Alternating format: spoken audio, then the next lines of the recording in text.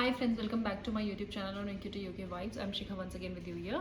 सो जो आज की हमारी वीडियो है वो बहुत ही स्केरी हो सकती है नर्सेस के लिए और बहुत ही डरावनी स्टोरी है, क्योंकि यूके एनएमसी ने जो है वो 148 नर्सेस को जो यूके में वर्क कर रहे हैं एज अ रजिस्टर्ड नर्स, उनको वार्निंग भेजती है ईमेल के थ्रू कि उनका जो पिन नंबर है वो कैंसिल हो सकता है, वो उनको यूके में as a registered nurse work करने का राइट नहीं मिलेगा और हो सकता है कि उनको वापस इंडिया डिपोर्ट भी किया जाए। तो कहानी शुरू होती है हमारी ओईटी एग्ज़ाम से। तो जब हम लोग अपना ओईटी एग्ज़ाम देने की तैयारियां करते हैं तो क्या होता है, हम कई बार अपने टेलीग्राम के थ्रू, अपने फेसबुक के थ्रू, इंस्टाग्राम के थ्रू हम लोग बहुत सारे कंटेंट ढूंढते हैं कि हम लोग अपना कैसे प्रिपरेशन करें। हम लोग बहुत सारे कैंडिडेट्स को ढूंढते हैं जो हमारे साथ प्रैक्टिस कर सके स्पीकिंग की या फिर बहुत सारी चीज़ों की। तो उसी टाइम क्या होता है कि हमारे पास बहुत सारे ग्रुप्स में बहुत स्कैमर्स का मैसेज आता है कि हम आपको विदाउट एग्ज़ाम अटेंड करें, हम लोग आपको रिजल्ट दे देंगे, आपको आपका स्कोर इंक्रीज़ करवा देंगे, आपको जो है आपको न्यू ओईटी का जो क्वेश्चन पेपर है सेम डे का, जिस दिन आपका एग्ज़ाम है उस दिन का आपको क्वेश्चन पेपर दिलवा देंगे और आपको इतने पैसे देने हैं। तो प्लीज़ आप उन स्कैमर्स के चक्कर में मत पड़ना, क्योंकि इन्हीं स्कैमर्स की वजह से ओईटी को एनएमसी को ये न्यूज़ पहुंची है कि ऐसा कुछ स्कैम हुआ है और वो नर्सेज जो है इस स्कैम में थे और इसलिए एनएमसी ने डिसाइड किया है कि वो उनका पिन जो है वो कैंसिल करेंगे। और प्लस इसमें पॉजिटिव पॉइंट ये है कि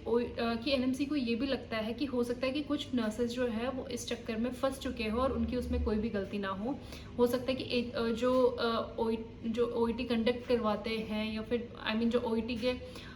कोचिंग सेंटर्स है या फिर जो एग्ज़ाम सेंटर्स है उनके साइड से स्कैम हो रखा हो, उनके साइड से कुछ गलती हो और उसमें जो है कैंडिडेट भी फंस चुके हो।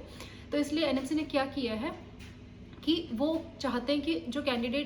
जिन कैंडिडेट्स को वार्निंग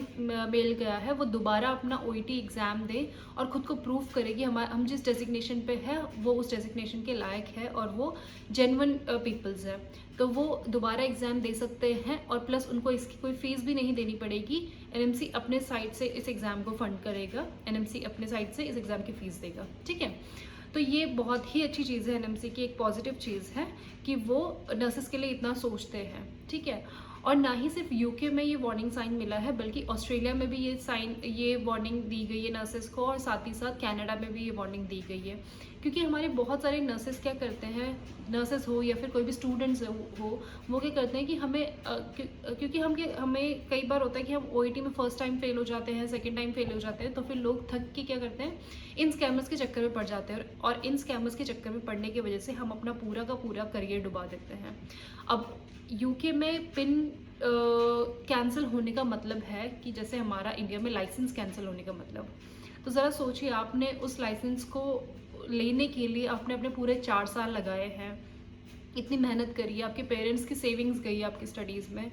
और प्लस जो लोग यहाँ पर आए हैं, यहाँ पर आके अगर उनका पिन कैंसिल हो जाता है या फिर वो इंडिया में डिपोर्ट हो जाते हैं, इंडिया वापस डिपोर्ट हो जाते हैं, तो फिर उनके लिए कितना स्केरी थिंग होगा कि वो यहाँ पर अपने सपनों को लेकर आए थे, अपने इतने सारे अरमान उनके पीछे हैं, ना ही सिर्फ उनके बल्कि उनके पेरेंट्स के हैं, उनके भाई बहन के हैं, इतने सारे ड्रीम्स उनके लिए, और अब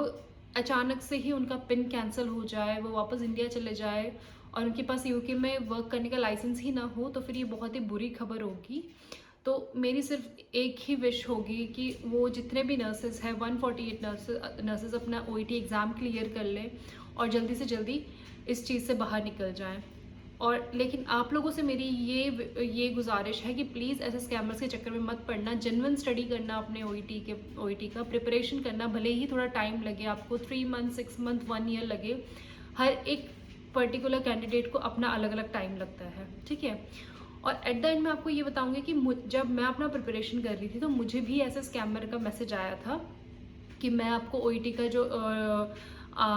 क्वेश्चन पेपर है वो आपको प्रोवाइड करवाऊंगा, आप मुझे अपने डिटेल्स दीजिए, आप अपना सब कुछ मुझे बताइए, मैं आपको ओईटी का क्वेश्चन पेपर आपको प्रोवाइड कराऊंगा सेम डे का जिस दिन आपका एग्ज़ाम है।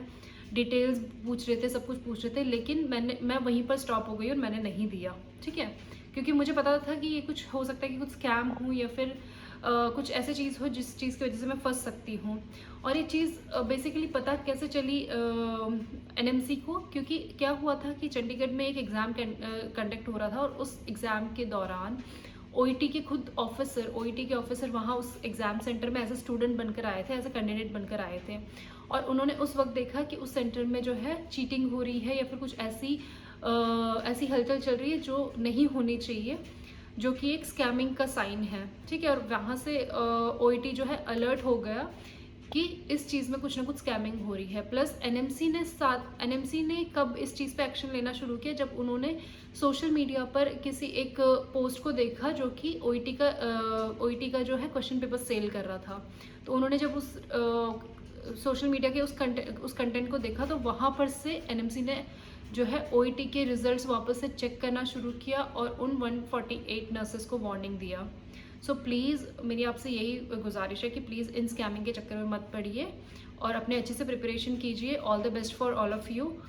आप सब एक अच्छे नर्सेज हो और आप सब अपना एग्ज़ाम अच्छे से क्रैक कर सकते हो अगर आप लोग बेस्ट प्रैक्टिस करें तो। Thank you so much. आज की वीडियो में बस इतना ही, और all the best for your exams, और मेरी बेस्ट विशेज़ उन नर्सेस के लिए जिनको ये वार्निंग साइन किया है कि आप लोग अपना एग्ज़ाम जल्दी से क्लियर करें। Thank you so much friends.